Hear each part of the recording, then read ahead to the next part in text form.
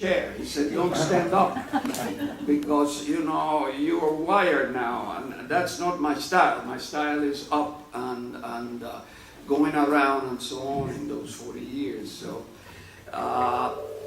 let me begin by saying that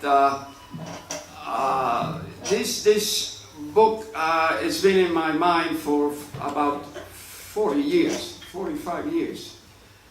My wife and I, she's right here, she joins me wherever I go and so on, constantly said, you owe to people the writing of what you know, what really happened in Cuba. You were witness of many events that took place. Not only that, you were also with your father in meetings with leaders of the opposition and with leaders of the regime. My father used to take me to all of these things like a witness, and he would always tell me, you don't see anything, you don't hear anything, you don't talk anything. That's what you have to do.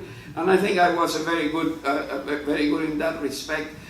So I saw a lot of what was happening. Also, I like to add that I knew Fidel Castro from the university days. My brother was highly involved in the university politics, and we happened to be in different political parties of the students. And if you want, after I finish here, I can tell you a couple of anecdotes about that. But I set out to be absolutely a well-trained historian. Tell what you witnessed, tell what you heard, document it, give the sources, and then the book will be there for posterity. I call the case of Cuba the Dreyfus case, because Cuba has been in a lie for the last 50 years or 60 years. They created a myth that didn't exist. It wasn't Cuba, it was not the problem, the political problems of Cuba. When I came to this country and I began to read things published here by Americans, I said, but this is not my country. This is absolutely not my country. First of all, I remember that. I read that Cuba had been under dictators all its independent history. Well, I sat down carefully and I added the years that we had democracy, and for 57 years, you know, Cuba became independent under the Platts Amendment, and I will refer to that.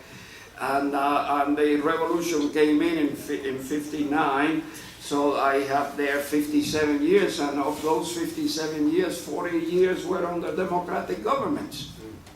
The other were under the American occupation of the island. So what is this? And when I say democratic governments, I say democratic governments, where you could write anything, you could criticize the government, you could have freedom of expression, freedom of movement, and so on.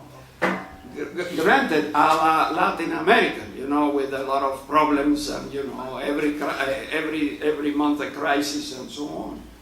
So I said, what's going on here? That's not my country. Now, I have to say this, as my wife knows very well, and actually, you know, if you look at the dedication here, this is not a formality. I dedicated it to her because she was after me, and I think I wrote it more to just get rid of that than anything else, you know. Okay, now, yeah, I please you. Leave me alone now, let me do what I like and what I want. There are many myths in the question of Cuba, and I will refer to that. But it's a very complex history. It's a very complex history. A history that cannot be explained by A, B, C. It has many complexities. And I said, how can I boil it down, you know, to really what happened in those years? So people that are not Cubans will understand it. And I don't think the Cubans themselves understand it, if I want to be frank with you. And what really happened there, let me say it in 120, 200 pages and so on. When I finished the manuscript, we decided to send it to many readers. I think we selected about 7. About 4 of them came back. And believe you me, I was waiting for their answers like this. You know, this book is no good, so on. But the first one that came, and it came very fast, was by Carlos Eire, who wrote recently a book, Waiting for Snow in Havana, where he tells about his childhood and so on.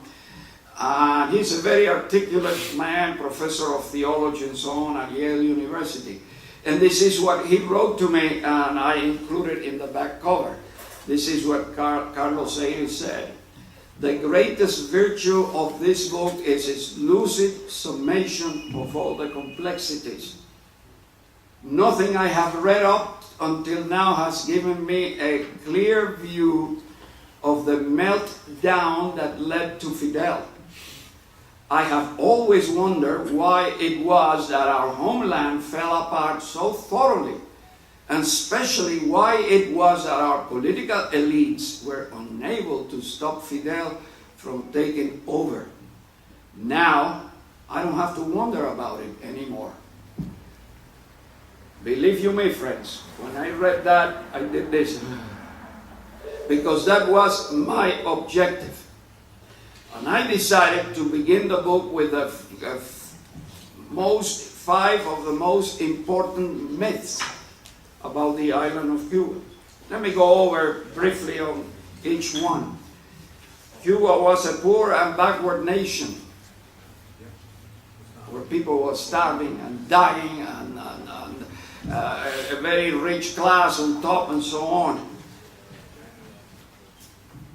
Cuba was a country in 1958 that was on the lane to become a first world country. It had 87%, 85% of literacy. People were educated, very well educated. I went to the public university. The registration of the public university, the matriculation cost $60 for a year at the university. And if you didn't have the $60, all you had to do is write a letter saying that you were poor, and they granted you free education. So that is a complete, totally, absolutely a myth. By 1958, Cubans had already taken over control of the national industry, which was the sugar. 62% of the sugar factories were in the hands of Cuban capital and Cubans. The most advanced labor legislation that existed in the hemisphere at that time was the legislation for the sugar workers. And there was no discrimination. There were Chinese, black, white, and so on. The second great myth was Cuba was oppressed by Batista, a brutal tyrant.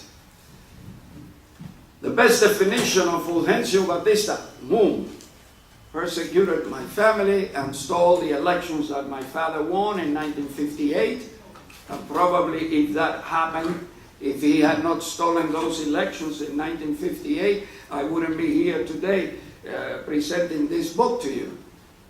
Batista's definition, the perfect definition of Batista, is by a writer, Nestor Carbonell, Cuban writer, who said Batista was a part-time dictator with a democratic complex.